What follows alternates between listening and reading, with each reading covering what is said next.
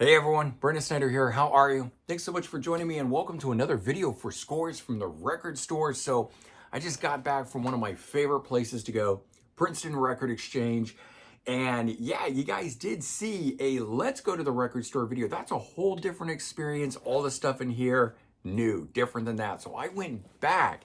I had such a good time the first time I went and I saw so much great stuff that I decided I needed to go back and pick some of that up. While there, I found a whole bunch more stuff. So I got a lot of cool things here to break down with you. 13 CDs, one record. We'll do that here in just a bit. But before we get started, if you're new to my channel and haven't already hit the subscribe button, please do. Also, leave a comment, hit like. All those things do help. I'd greatly appreciate it. And of course, as an added bonus, if you turn on notifications, you're going to stay up to date on cool videos just like this one with scores from the record store. So, as I said, Princeton Record Exchange down in Princeton, New Jersey, one of my favorite places to go. Cool stuff, man. Record, as I said, 13 CDs. Let me get them all out of this bag here and then we'll go through it. So no particular order because I'm literally just got home. And that's what I like about these videos here is that I just got back. I haven't listened to any of this. I'm literally unbagging this stuff right as I've gotten it with you. So I'm still in that whole, excited, wide-eyed, just got my new music. First thing up here, Shooting Star, and this one is called Touch Me Tonight, but it is a best of Shooting Star. Doesn't say that anywhere on the front that I can see, but it is on the spine, and this is on Enigma Records, so that was a cool find. And let's see, 13 tracks on this. There's a couple previously unreleased songs on here, number 12 and 13 it looks like, with some other maybe, I don't know, rarities or stuff, but all in all, pretty cool. $3.99. I love the prices at Princeton, man. You just can't beat them on some of these things. So if you guys had watched some of my other videos, heard me talking about being in a Southern rock kick, listening to lots of Molly Hatchet, even was in Foghat before that. Well, I recently just got into the Outlaws. And well, not just recently, I mean, I've had stuff in my collection, but I mean, I really fell head over heels into their stuff. Digging it. And so one of the albums I didn't have is this one here, Lady in Waiting. So I found this one for $5.99. I had tried to order it online. I had tried to find it at two other record shops. In fact, I went to Sound Exchange and I went to Jack's in Red Bank, New Jersey, a new place that you guys will be seeing a Let's Go to the Record Store for that one when I piece it all together and edit it down. That is forthcoming. But right now, yeah, so I got this. I was very excited about that, because I was missing this one in my collection, and I'm a fan of Huey Thomason, who would later go on to join Lynyrd Skynyrd, and that's really how I know him. But his guitar playing is so interesting. He does these really fast bursts when he's playing the lead on there that is unique and unlike anyone else I've listened to. As well as you've got Henry Paul in the band. Henry Paul would later go on and form I always space out on that, Black Hawk, and a country band that had a large amount of success. They might have even had more success than the Outlaws, that I don't know. But, at this time during Lady in Waiting, both Henry Paul and Huey Thomason are both in this lineup, and really good stuff. So it's like Southern rock, but harmonies of the Eagles and Poco and stuff like that. All right. Jean-Luc Ponte, Enigmatic Ocean album. This one here, I think, is from 77, and I like his violin playing. It's funny because they often list him as jazz, and I don't really get a jazz vibe from him. I get this sort of, this rock, vibe, but it's a lead instrument of a violin in there. And I've just been enjoying collecting whenever I can, and I find an original like this on Atlantic Records, because I actually own this, but it's one of those cardboard sleeves where you can buy like 5 of one artist, and they're good deals. $20, you get 5 albums. It's awesome, but you don't get the booklet, you don't get the stuff. And to me, it's just not the same as holding the jewel case in your hand and opening it up and all that sort of stuff. So I buy those and I enjoy them at the time, but if I can find them standalone albums like this, I do like to pick them up. I think I got a couple more like that in here. All right, Steve Smith, Vital Information. Steve Smith being drummer from Journey. This is Orion, their album that they put out in 1984. This is a reissue on Wounded Bird Records. So that's also a nice find there. Don't know if it ever had a CD issue otherwise. So I don't really know any of the other guys here. I know Steve Smith, and he's just drumming on this album. He does play some piano, apparently, but it's not like he's a vocalist or anything, you know. It's the other guys that are really doing the cool stuff here, and some of the stuff is really straight on jazz sounding, fusion bass type stuff.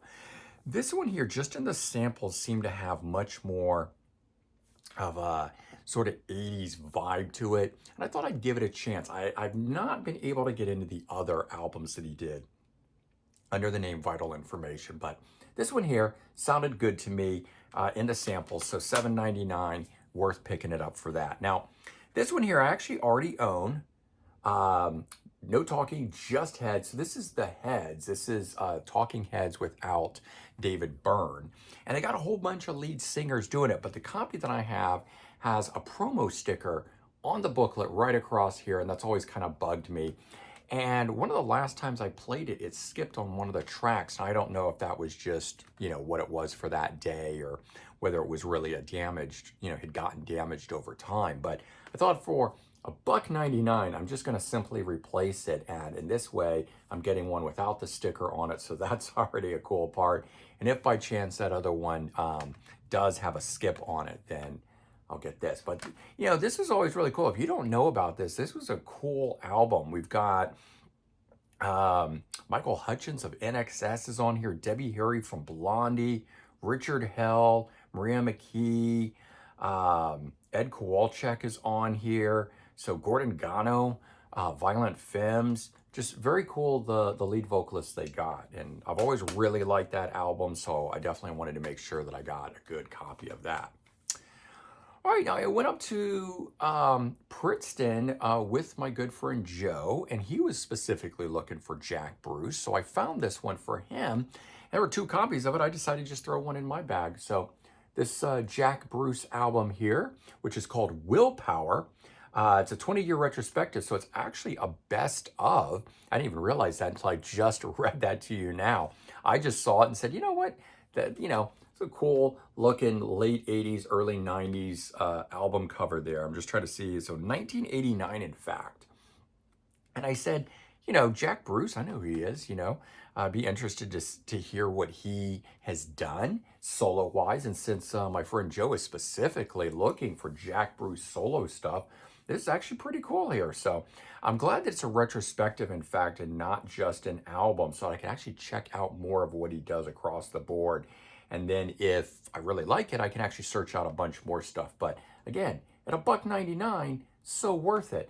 And that's been the cool thing here, just all of these great albums that weren't that much. So here's another Outlaws that I picked up. This is a best of Green Grass and High Tides, the best of the Outlaws. 16 tracks on it, spanning a number of their albums, but it does focus predominantly on the first 3, but $1.99. This one here was good. I think this might have been $3.99. I peeled the sticker off on it on the drive back home.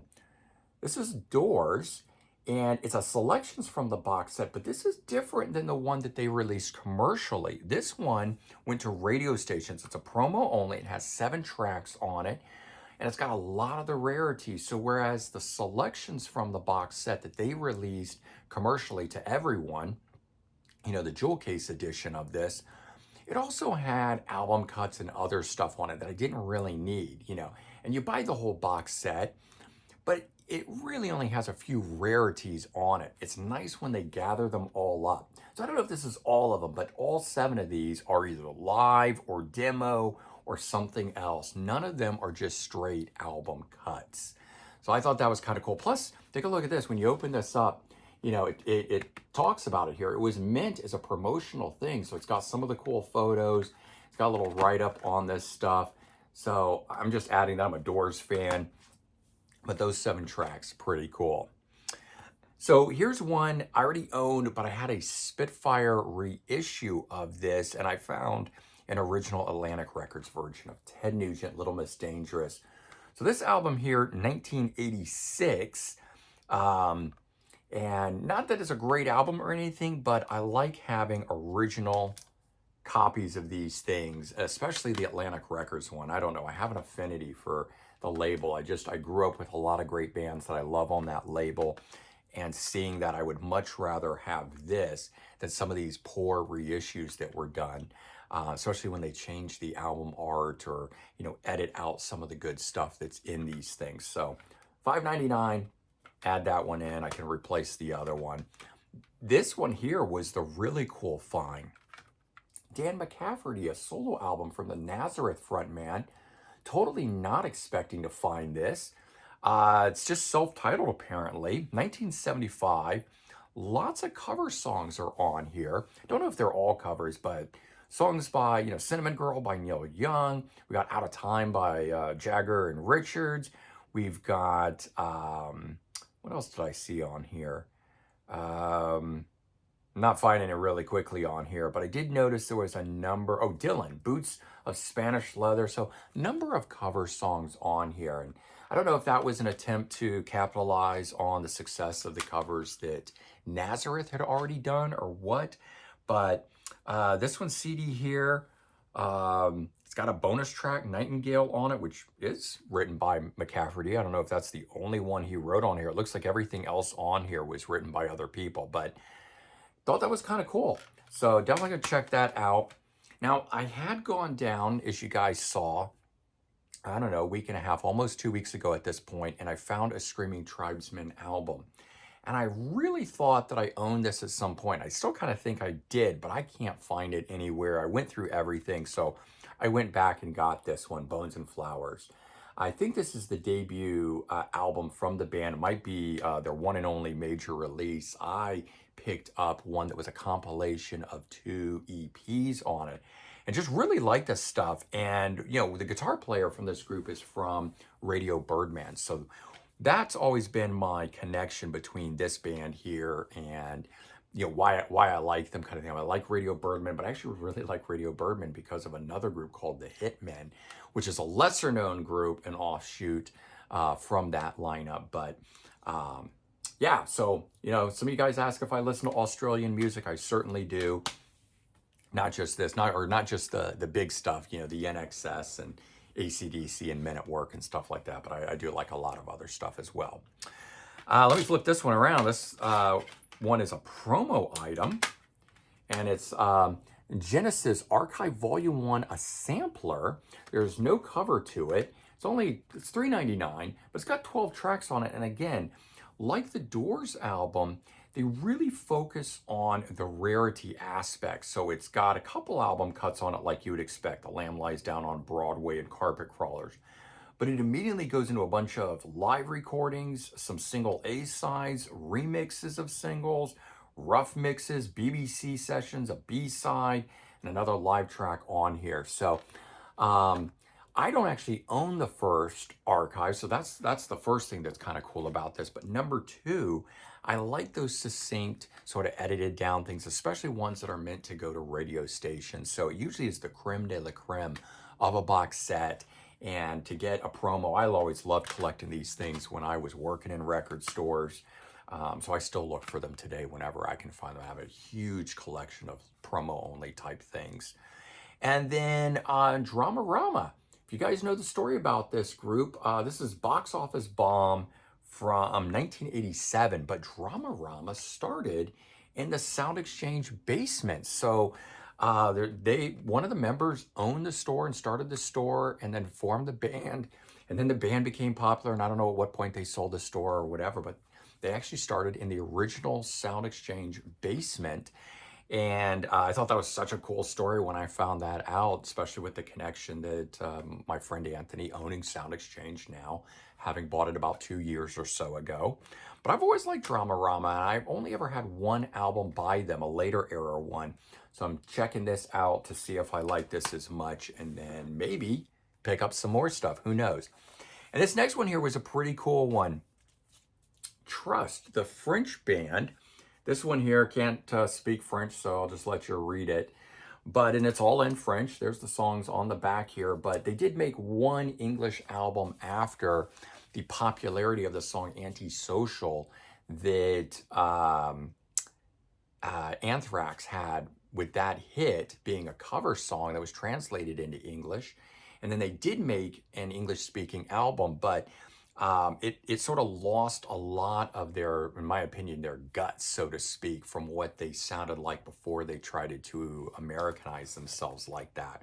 I've got a live album of theirs that I really like, but I'm excited to check out this album. It's rare for me to come across any albums from Trust, maybe because they're a French band and never very popular until they did that one album. But this is Epic Records, and 1981 is the year on this. So very cool. It's the one album LP that I picked up. Otherwise, I picked up all these great CDs. So there you go. Those were my scores from the record store. I hope you enjoyed seeing me go through this and all the, glee and excitement that I have right away as I'm getting it. I love this moment of it. And then as soon as we're done here, I get to go pop this stuff on and hear it for the very first time. But there you go. Like I said, hope you guys enjoyed this. Certainly take care, leave your comments, let me know your thoughts, and I'll talk to you real soon. Bye-bye, everyone.